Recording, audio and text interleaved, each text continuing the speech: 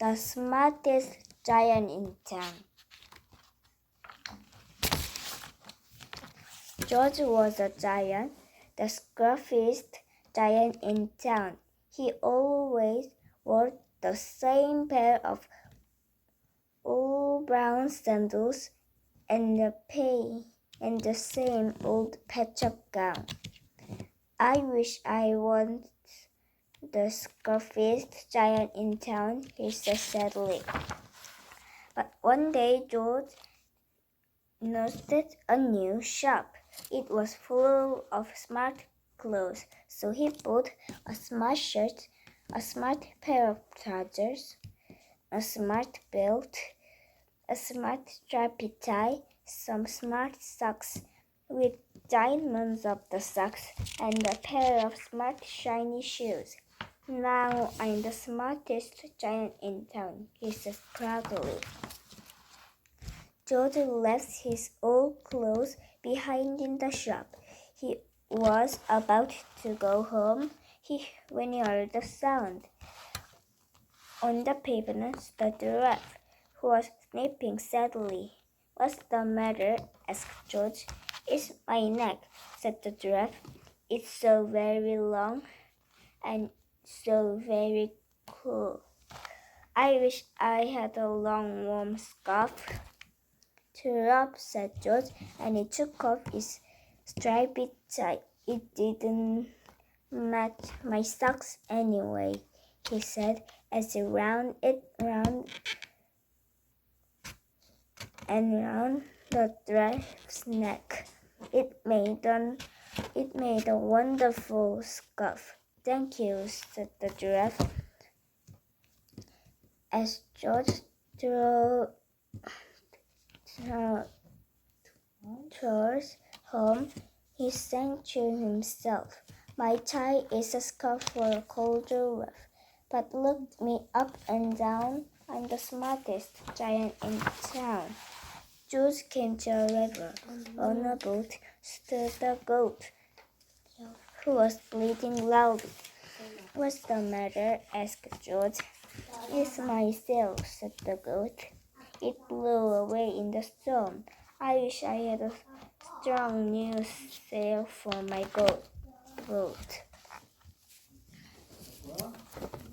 "Cheer up," said George, and he took off his new white shirt. "It keeping coming on anyway," he said, as he tied it to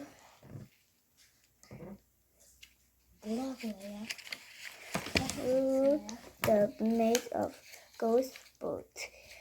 "It made an omnipotent sail." "Thank you," said the goat. George turned on, singing to himself, "My tie is a scarf for a cold giraffe. My shirt on a boat is a sail for a goat. But look me up and down, I'm the smartest giant in town." George came to a tiny ruined house. Beside the house stood a white mouse with lots of baby mice. They were all squeaking. "What's the matter?" asked George.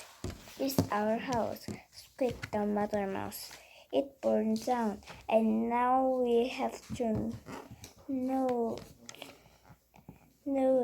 to live. I wish we had a nice new house." "Cheer up," said George, and he took up one of his shiny shoes.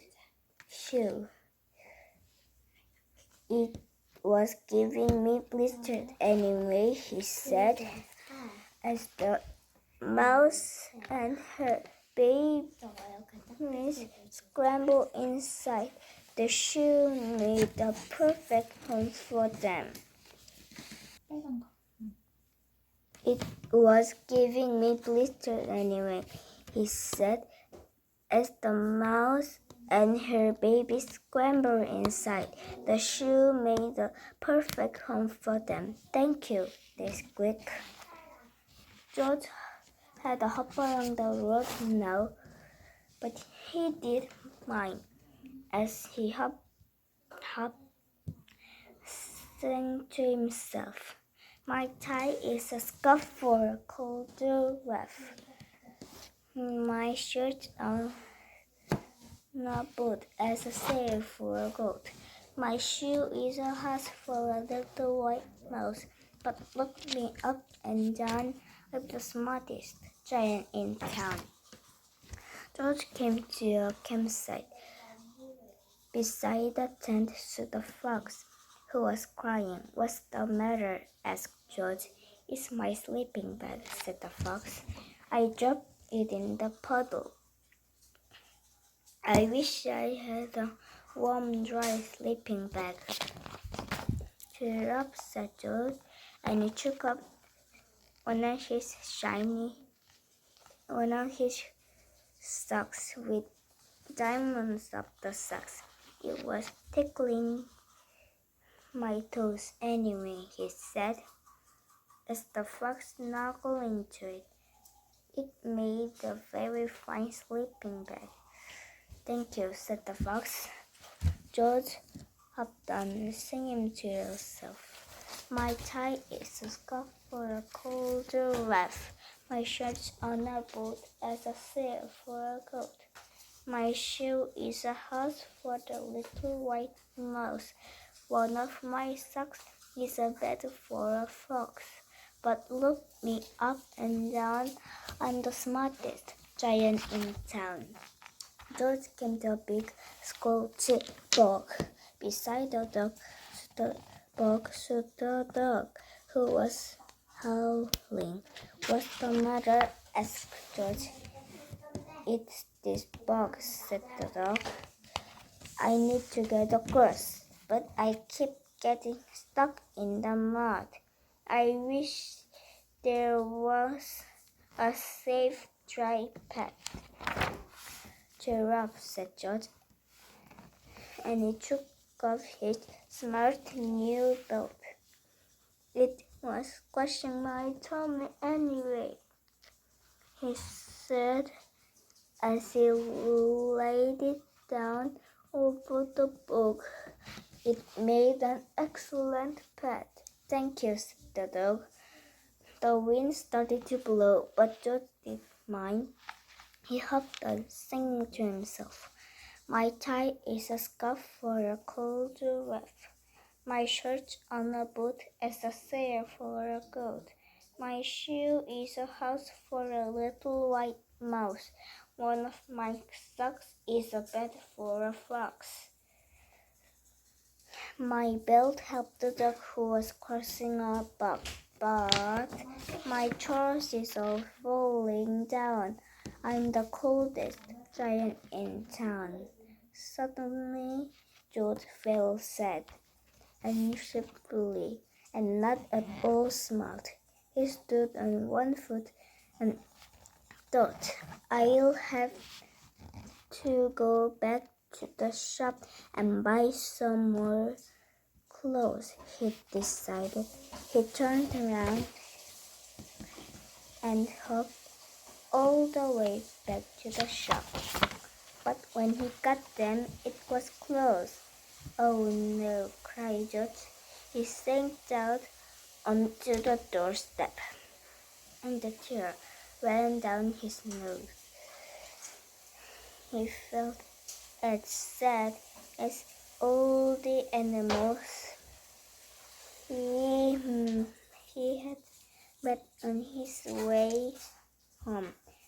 Then out of the corner of his eye, he saw a bag with something for him poking out of the top. George took a closer look. "My gown," he yelled. "My dear old gown and sandals." George put them on. "They feel wonderfully comfortable. I'm the closest giant in town," he cried, and he danced back home along the road. Outside his front door stood all the animals he had helped. They were cooked enormous presents. Come on, George, they said. Open it. George unveiled the ribbon. Inside was a beautiful gold paper crown and a card. Look inside the card, George, said the animals. George put the crown on his head and opened the card. Inside it said, your tie is a scarf for a colder wrap. Your shirt honorable as a sail for a goat. Mine, your shoe is a house for the little white mouse. One of your socks is a bed for a fox. Your belt helped the dog who was crossing a bog. So here is a very fine crown to go with the sandals and gown of the kindest giant in town.